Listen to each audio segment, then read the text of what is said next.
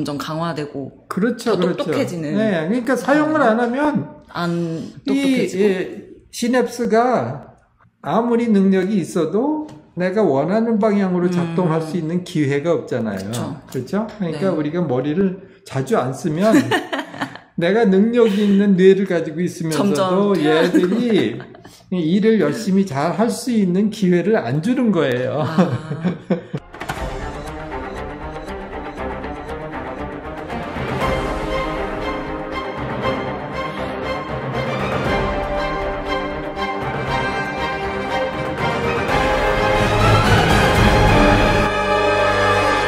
지난주에 저 없이 두 분이 하신 거 봤어요. 그러면서 퍼셉트론 이야기도 들었는데 퍼셉트론을 배우면 일단 똑똑해질 수 있다고. 저 빼고 똑똑해질까봐 제가 얼른 왔습니다. 네, 똑똑해지실 거예요. 네, 어떻게 하면 똑똑해질 수 있는지 알려주세요. 네, 알겠습니다. 네. 퍼셉트론이 어떻게 똑똑해지는지 알게 되면 사실은 인공지능뿐만 아니라 사람도 어떻게 똑똑해지는지 우리가 대략 원리를 이해할 수 있거든요. 그래서 오늘은 알아보도록 하죠. 네, 그럼 저도 같이 똑똑해지는 걸로. 네, 퍼셉트론이라는 게 이렇게 그 입력이 있고 이제 그 입력으로부터 들어오는 그 연결, 그걸 이제 우리가 웨이트라고 불렀잖아요. 그래서 웨이트가 있고 한 뉴런에서 합친 다음에 그 다음에 거기 그 변형을 시켜주는 함수가 붙어있는 그런 거를 이제 우리가 퍼셉트론이라고 했어요. 재미있는 일들을 할 수 있다고 그랬죠. 이것이 고양이냐 혹은 강아지냐 개냐 뭐 이것을 이제 구별하려면 디지털 사진들은 픽셀로 돼 있잖아요. 그래서 그 픽셀에 이제 값들을 숫자로 신경망에 집어넣으면은 이제 이 신경망이 그 중에 이것은 강아지도 이제 구별을 하죠. 최종적으로 나오는 출력이 여기서 두 가지 종류니까 고양이인 경우엔 0이다. 강아지인 경우에는 1이다. 분류를 할 수 있는 신경망을 만들면 되겠죠. 규칙을 생각을 해보면은 입력은 이제 여러 가지 픽셀들의 값이 되겠죠. 그래서 픽셀들의 값인데 이것들을 받아들일 때 어떤 픽셀은 그 신경망들의 연결이 더 활발해서 좀 세게 받아들일 거예요. 이런 작업은 이제 동물이나 사람이나 굉장히 많이 하니까 특정한 인풋, 그러니까 사람 얼굴 같이 생긴 거 혹은 강아지 같이 생긴 거, 정글에 사는 동물들인 경우에는 호랑이 같이 생긴 이미지에는 굉장히 강하게 반응하겠죠. 그거를 몰라보면은 내가 죽으니까. 그러네요. 위험하니까. 위험하니까. 살기 위해서. 살기 위해서.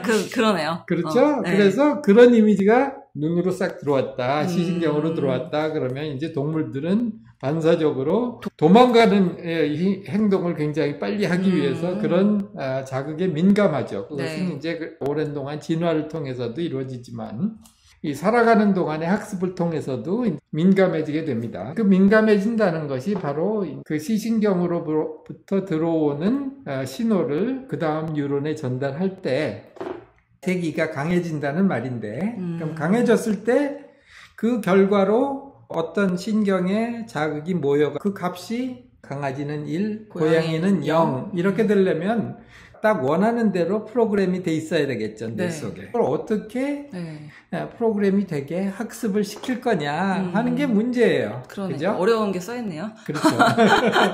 그래서 고양이 그림을 보고 이거 고양이야 하고 이제 0을 내보내주는 경우가 있을 거고 그 웨이트들이 잘못해서 아니야 나는 이것은 강아지라고 생각해 그러고서 틀린 답을 주는 경우가 있을 텐데 틀린 답일 경우와 맞는 답일 경우에 이 웨이트들을 바꿔줘야 되겠죠. 그죠?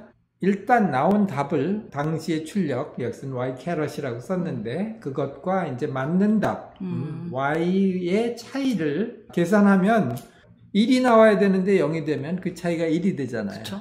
0이 나와야 하는데 1이 되면 그걸 빼주면은 마이너스 1이 되겠네요. 거기다가 제곱을 해주면 차이가 있으면 큰 숫자가 될 것이고 차이가 없으면 작은 숫자가 되는 함수를 만들 수 있겠죠. 차이가 적게 나오도록 코스트 펑션이라고 그래요. 근데 요거 이상의 수식은 안 가기로 해요.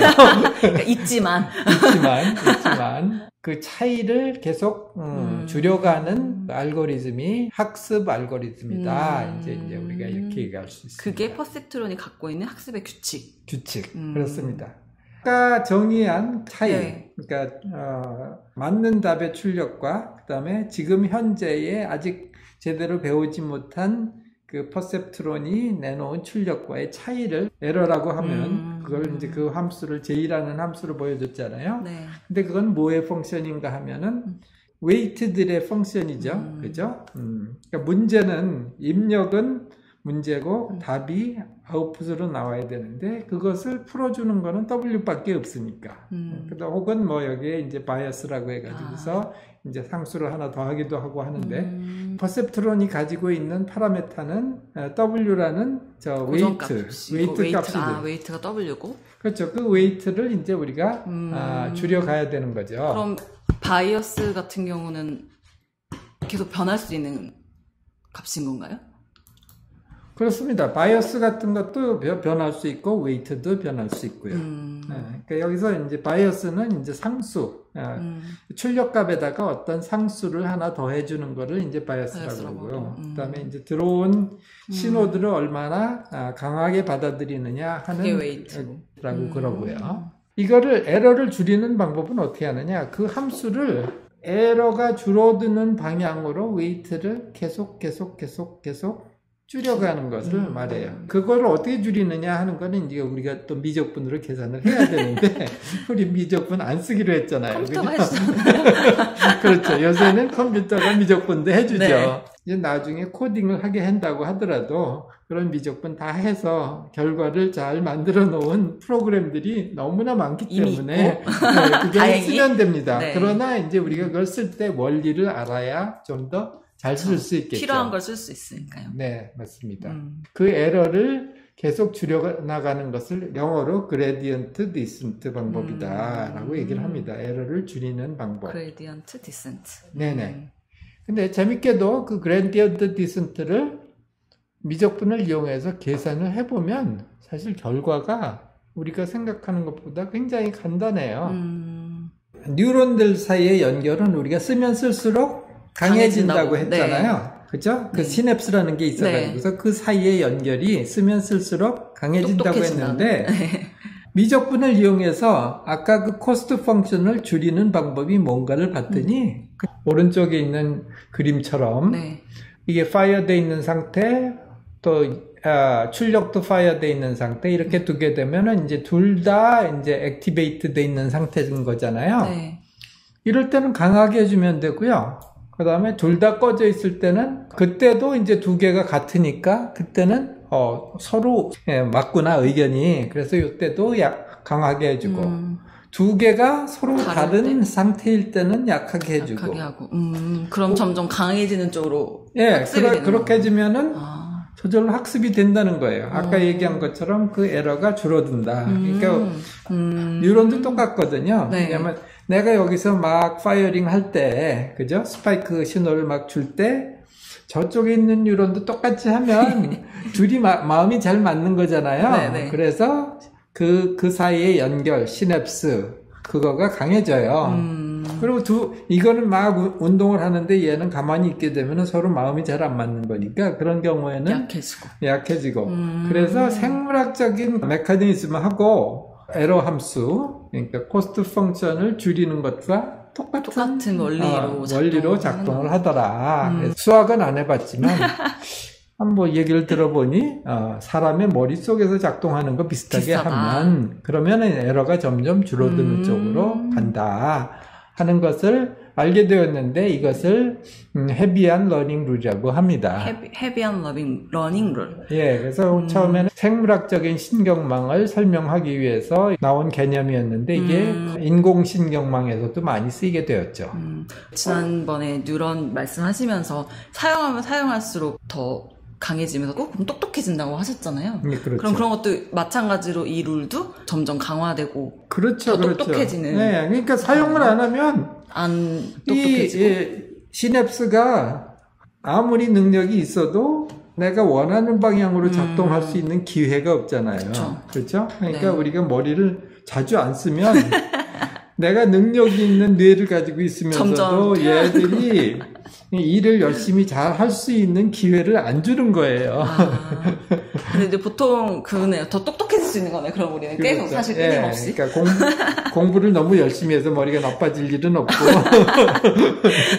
내 IQ를 탓할 게 아니라 또 돌아봐야겠네요. 네. AI는 내 친구도 열심히 봐서 그치, 조금 어려운 하지. 내용이 나오기 시작한다 하더라도 열심히 공부를 하셔야 이제 머리가 좋아집니다. 네. 룰을 컴퓨터 프로그램으로 쓰면 이런데 이제 이것이 바로 우리가 얘기한 것처럼 입력과 출력이 같은 방향이면은 강화해줘라. 입력과 출력이 다른 방향이면 약하게 해줘라 하는 것을 컴퓨터 프로그램의 언어로 이렇게 정리를 해놓은 것이 이렇게 됩니다. 네.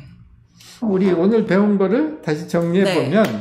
퍼셉트론 학습이라는 것은 오차를 줄여나간다. 그러니까 우리가 만들어낸 답이 정답과 얼마나 차이 나느냐 하는 오차를 줄여나가는 것을 말한다. 그 다음에 그래서 결국 우리가 기대하는 출력과 실제 신경망의 출력과의 차이를 최소화하는 것이 학습이다. 그 다음에 최소화하는 과정을 두 개가 서로 같은 방향으로 작동하고 있을 때는 웨이트를 강화해주고 두 개가 서로 다른 형태로 있을 때는 웨이트를 약하게 해주고 하는 그런 아주 간단한 룰을 적용하면 사실은 신기하게도 오차가 줄어드는 방향으로 학습이 된다. 그리고 그게 사람의 머리 뇌에 있는 뉴런과 같은 원리다. 네. 그래서 우리도 공부를 열심히 하면 똑똑해질 수 있다.